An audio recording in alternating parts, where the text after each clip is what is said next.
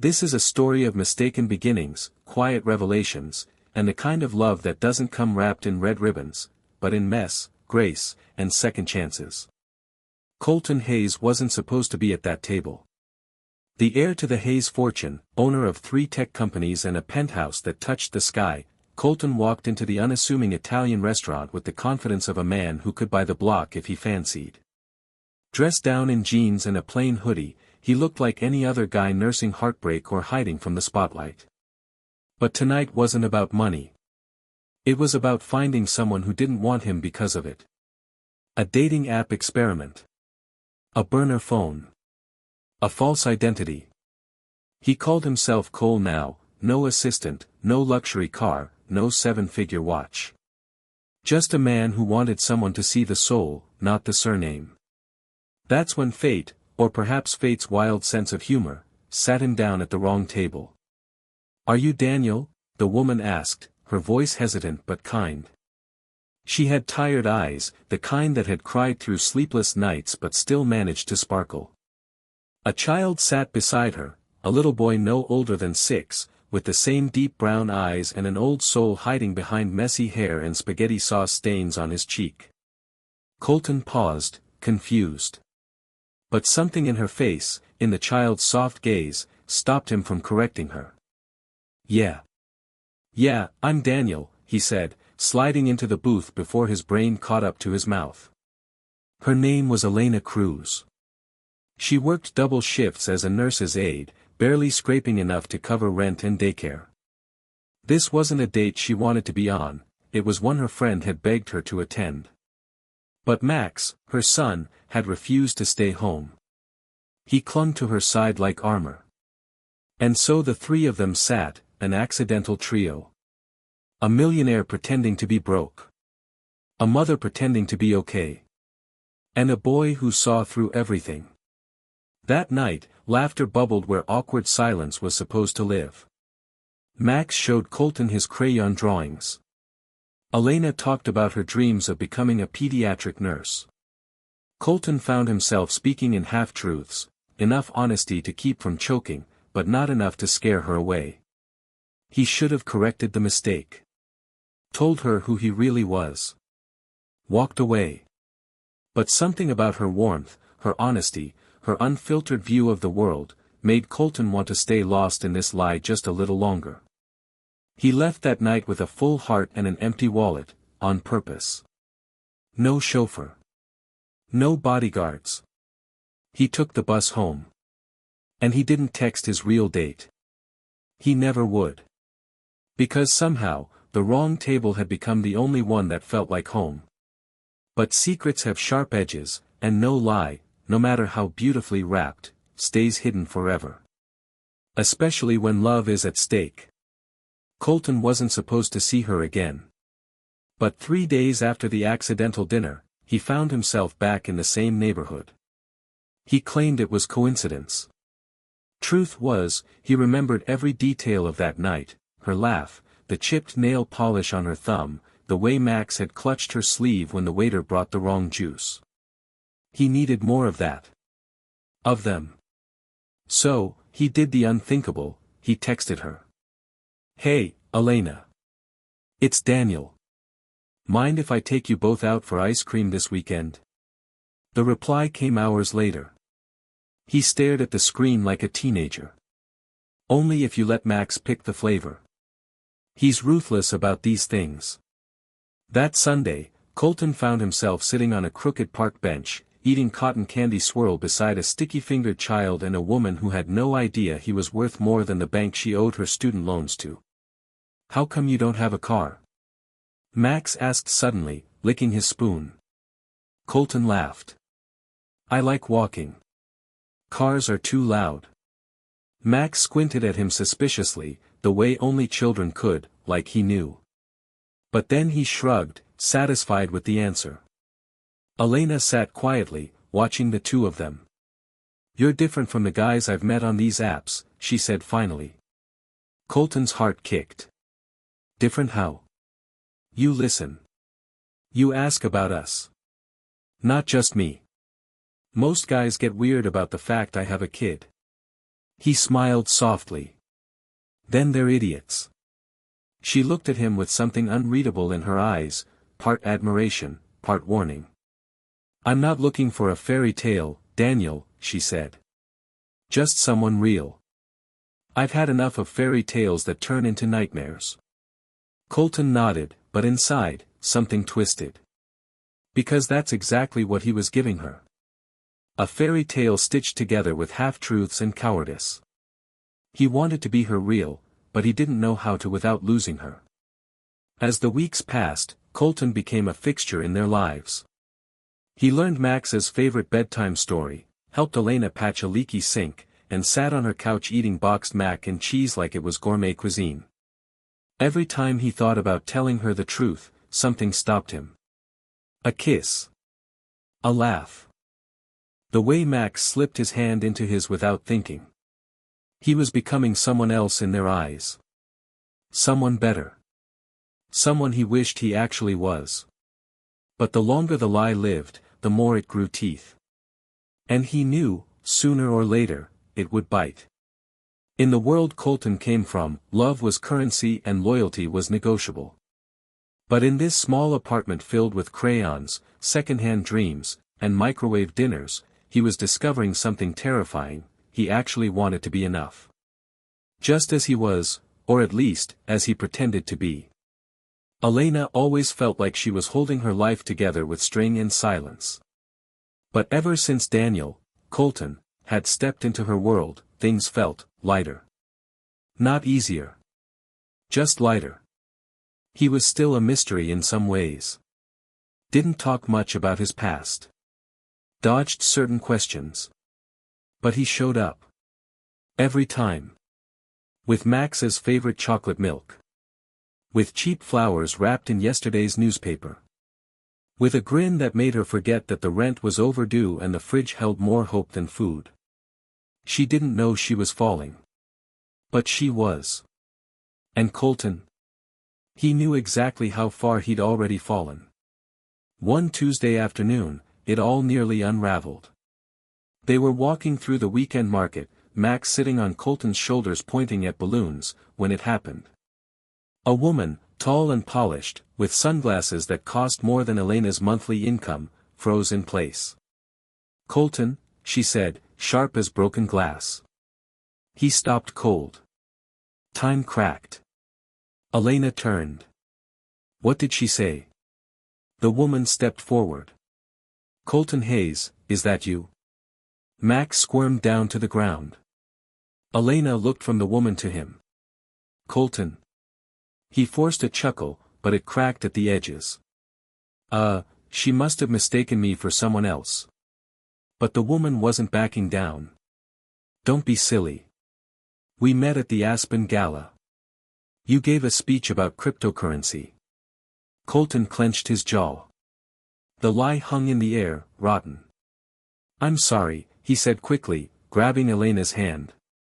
We really have to go. They left the market in silence. Max didn't understand, but Elena did. She didn't say anything, yet.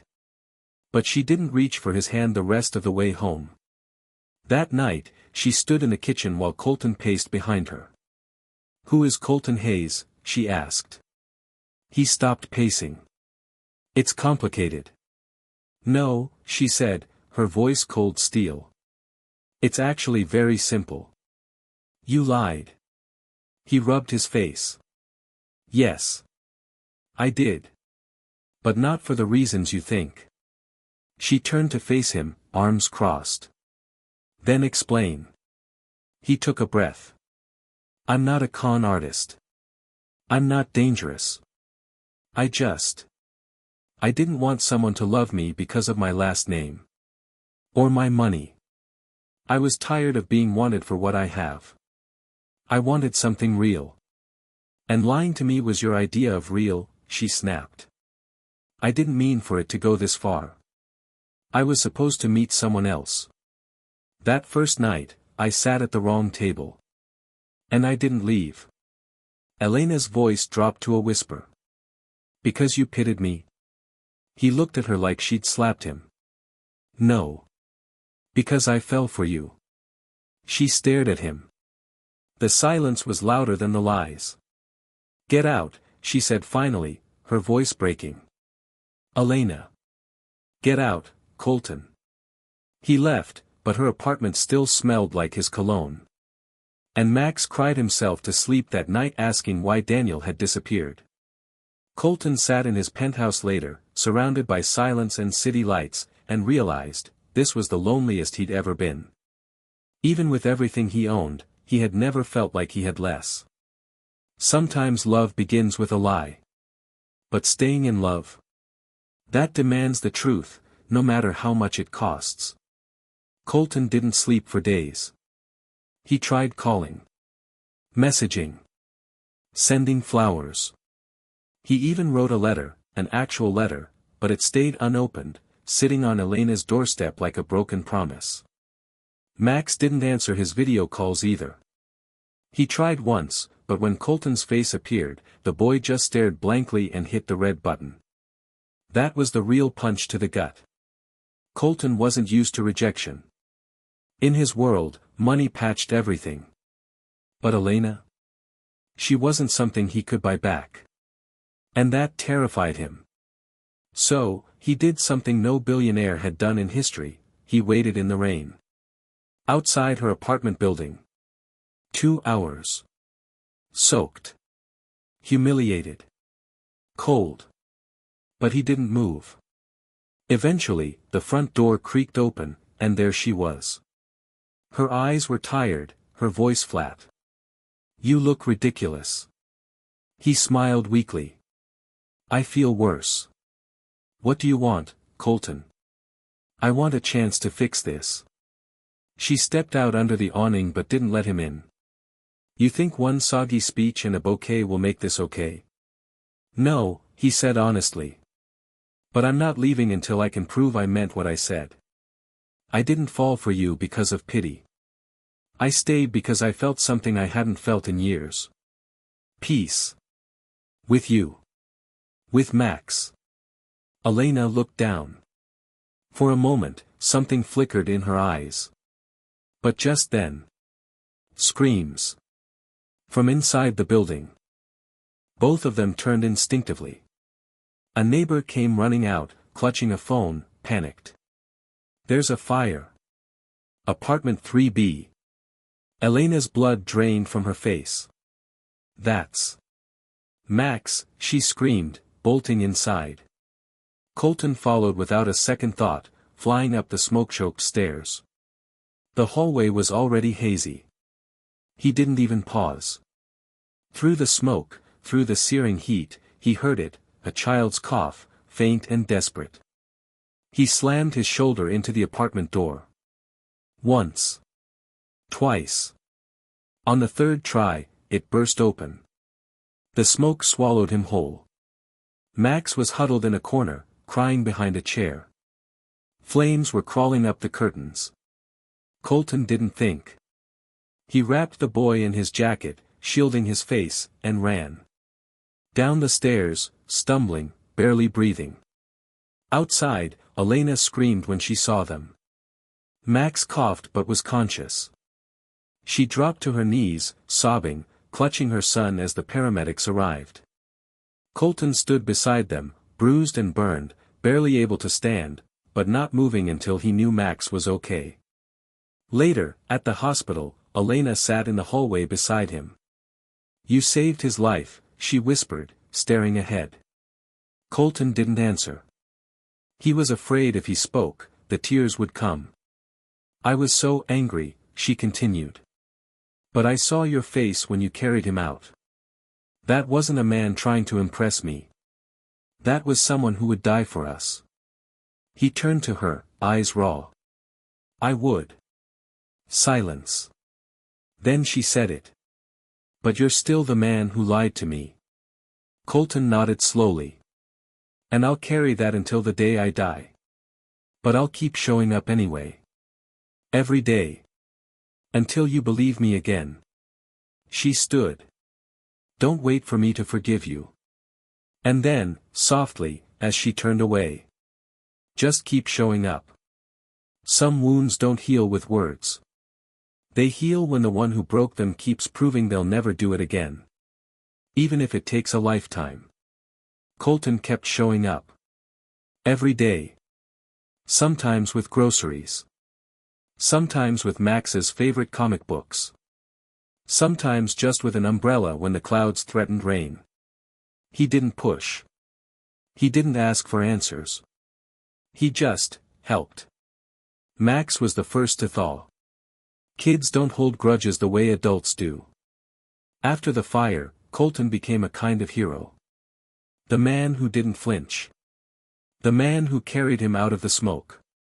One morning, Elena came out to find Colton and Max on the front steps, drawing chalk dinosaurs on the sidewalk. Max was laughing. Colton was barefoot. He looked up, caught her watching, and for once didn't smile. He just nodded, like thank you for this moment. Elena still didn't know what to do with the ache in her chest. He lied, yes, but he stayed. And no man had ever stayed. So she did something terrifying. She invited him in. That night, the three of them ate pasta and watched old cartoons. It felt normal. So normal it made her stomach twist. Because normal meant she was starting to forgive him, and that meant she could lose again. But what Colton didn't know was that he wasn't the only one with a secret. Elena had one of her own. It happened 3 days later. Colton was walking Max home from school. They were talking about whether dinosaurs could swim when a sleek black car pulled up beside them. The window rolled down. "Elena Cruz?" the man asked. Colton blinked. "No, but..." The man looked him over. "Tell her this is her final notice. We've been patient, but the hospital's lawyers are done waiting. She has 10 days to settle the debt, or we take legal action." He tossed a manila envelope out the window, then drove off without another word. Max picked it up, confused. "What's that?" Colton stared at the envelope like it was ticking. That night, he confronted her. "You should have told me." Elena's face drained of color. "How do you know?" "Some guy served you papers in front of your kid. Said the hospital's suing you." She folded her arms, defensive. "It's nothing." "It's not nothing, Elena. It's over $20,000. You said your debts were small. I didn't want your pity, Colton. I didn't want your money." He stepped forward. "And I didn't want to be lied to again." She flinched. Because the truth was, she'd been hiding it for months. The unpaid medical bills from Max's asthma hospitalization. The out-of-pocket costs. The collection notices she kept shoving into drawers. "I thought I could fix it," she whispered. "On my own." "And what if they garnish your wages? Evict you? Take you to court? You have a kid, Elena." Tears sprang to her eyes, hot and angry. "I know that. Why do you think I work double shifts? Why do you think I took you seriously in the first place?" The words came out before she could stop them. Colton froze. "What does that mean?" She went still. Like someone who just realized they dropped the match in the dry grass. "Elena," he said, voice low.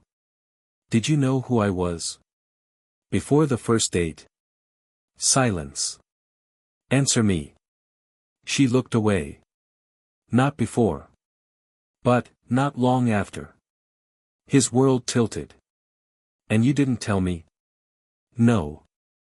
Because I liked who you were pretending to be. The guy who took the bus. The guy who made mac and cheese. The guy who made Max laugh. You kept judging me for lying, and you were doing the same thing," he said, stunned. "All this time." "I was scared," she said. "Because if I told you I knew. I thought it would change everything." He laughed bitterly. "And guess what? It has." He walked out. Not slamming the door. Not yelling. Just, gone. Elena collapsed to the floor as Max came in and asked why Daniel looked so sad. She had no answer. Because for the first time since Colton walked into her life, she had become the one who broke something worth keeping. Trust, once cracked, is jagged. It cuts both ways.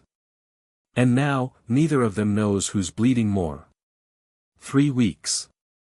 That's how long it had been since Colton walked out of Elena's apartment. 3 weeks of silence. No texts. No sidewalk chalk. No bedtime stories. Max asked about him every night. Elena kept saying, he's busy. But Max wasn't stupid. You said he doesn't work nights. He's not busy. He's gone. And he was. Colton had vanished back into his penthouse, into the polished, soulless life he used to wear like armor. He'd gone back to boardrooms and meetings, back to sleek suits and elevator small talk. But nothing felt the same. He missed the mess of Elena's kitchen, the squeaky laugh Max made when he lost at Uno, the way Elena would roll her eyes when he made another corny dad joke. He missed the life they gave him. But pride is a hell of a prison. And both of them were trapped. Then came the call. Elena was leaving work late. Rain poured like punishment. She crossed the street, tired, distracted, thinking about Max's field trip money and how she didn't have it. She didn't see the car. The driver didn't see her. The impact was sickening. When she woke up in the hospital, her leg was in a cast, her ribs bruised, and her mind a fog of painkillers and panic. Max, she whispered. He's safe, Amara, her neighbor, said softly, holding her hand. He's with me. Then came the doctor's voice. Firm. Calm. You need rest. You're looking at 6 to 8 weeks before you can walk. You won't be able to work during that time. And just like that, her house of cards blew away in the storm. Colton didn't hear it from her. He heard it from the news. A small segment. Local nurse's aide struck by car during late-night rainstorm. Identified as Elena Cruz. He dropped his coffee.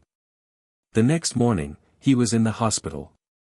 Not as Colton Hayes, tech mogul.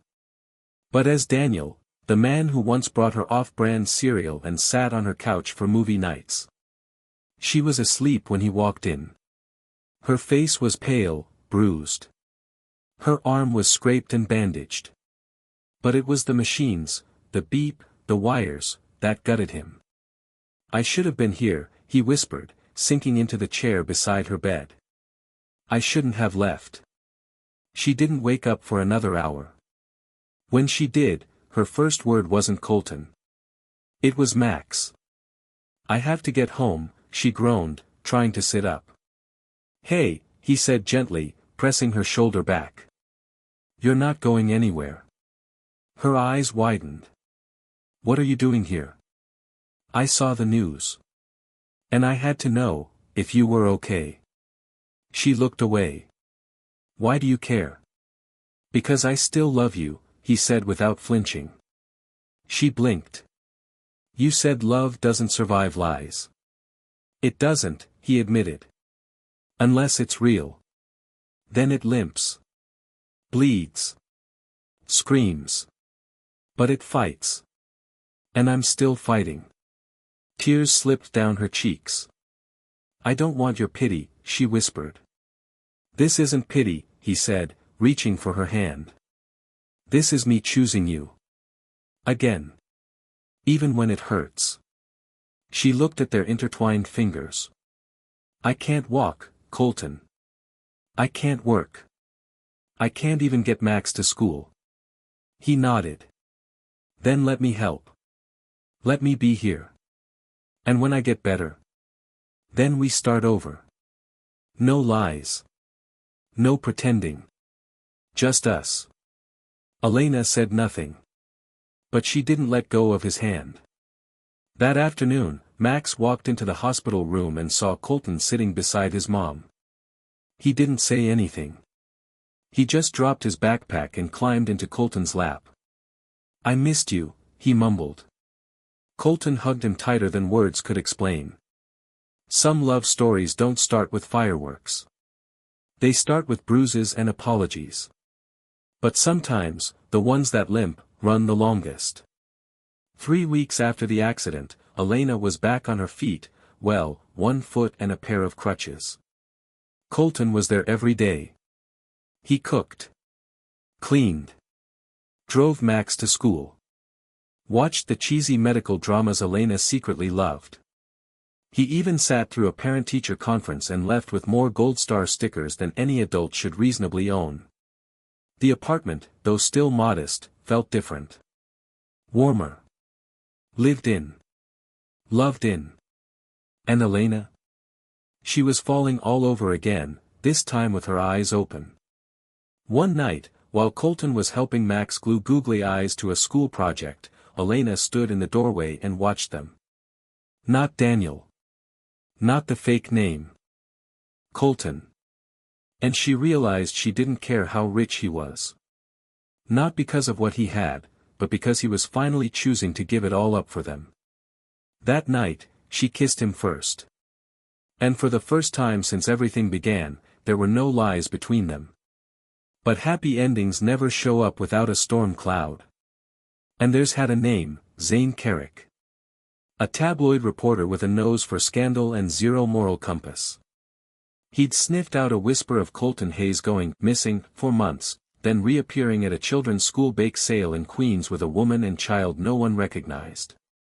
He followed them. Photographed them. Dug through Elena's past, Max's school records, Colton's public filings. Until one day, Colton opened his inbox and found a headline staring back at him. Billionaire's secret family, is Colton Hayes hiding a love child in the Bronx? Elena dropped the phone when she saw it.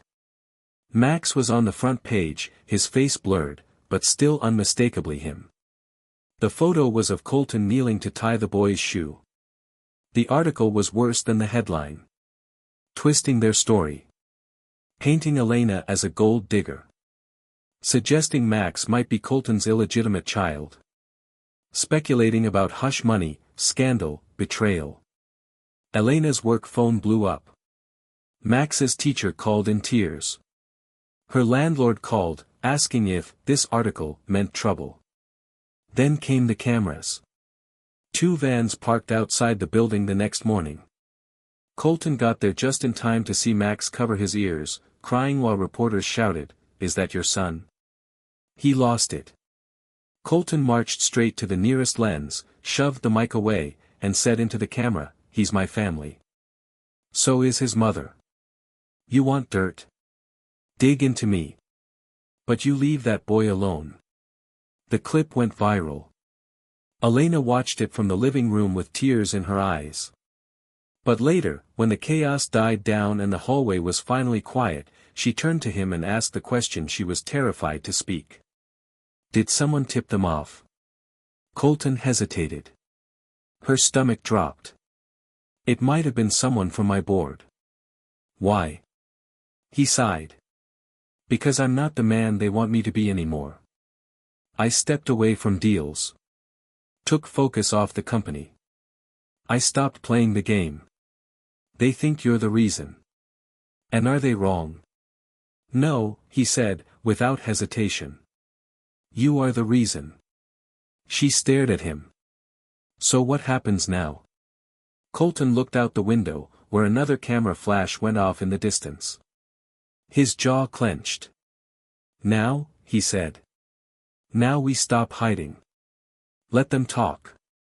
Colton. No more fear, he said, turning to her. Let them see who I am with you. Let them choke on it. But Elena wasn't so sure. Because the moment the press gets its claws in, someone always bleeds. Love can survive lies. It can survive silence. But can it survive the weight of the world watching, waiting, hoping for it to fall apart? The story exploded. Every gossip site, every news station, every business blog ran some version of the same headline. Colton Hayes abandons empire for secret family life. Within 48 hours, his board called an emergency meeting. Investors panicked. Stocks dipped. Shareholders demanded answers. Colton walked into that boardroom wearing the same jeans he wore to Max's last parent-teacher night. "I'm not here to save my seat," he said. "I'm here to reclaim my life." Some smirked. Some didn't even look at him. And that's when he did the unthinkable. He slid a folder across the table. Inside, a formal letter of resignation and a detailed proposal to donate 30% of his shares, billions, to a foundation for underprivileged single parents. A hush fell. "You're insane," one executive said. "No," Colton said, standing. "I'm finally free." Outside the building, a press swarm waited like hungry wolves. Elena was watching live from their apartment, Max asleep in the other room. Her heart raced as Colton stepped to the mic. "I lied about who I was," he said. "But not about what I found. I love Elena Cruz. I love her son like he's my own. And if you want to write headlines, go ahead. Just spell their names right." The crowd erupted. She dropped the remote and sat down hard on the couch, breathless. But just when the world was starting to fall in love with their story, the twist hit. A knock came at their door. Colton answered, still flushed from the press conference. It was a woman. Mid-30s. Pale. Nervous. She held out a brown envelope. "This isn't about your company," she said. "It's about Max." Elena appeared in the hallway. Her face went white. The woman handed her the envelope. "I'm Max's biological aunt."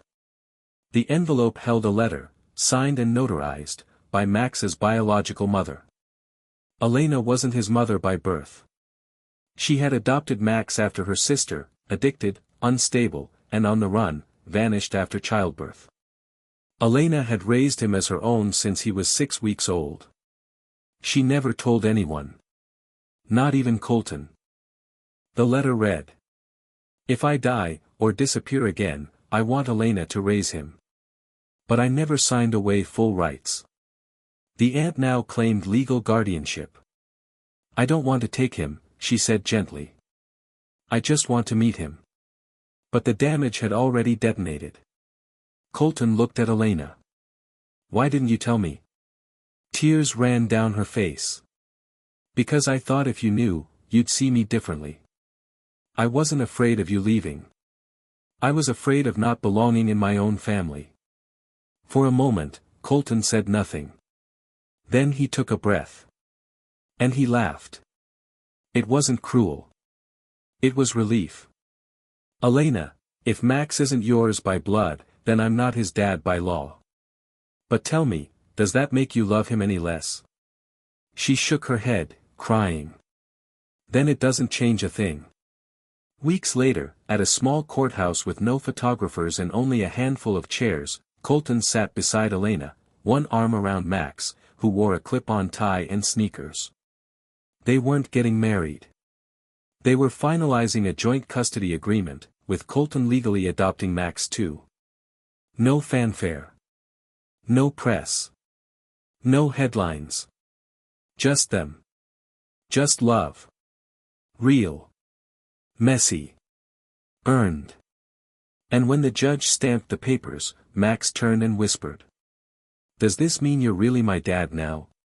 Colton smiled. "No, buddy," he said. "It means I always was." The end. Because some families aren't built by blood.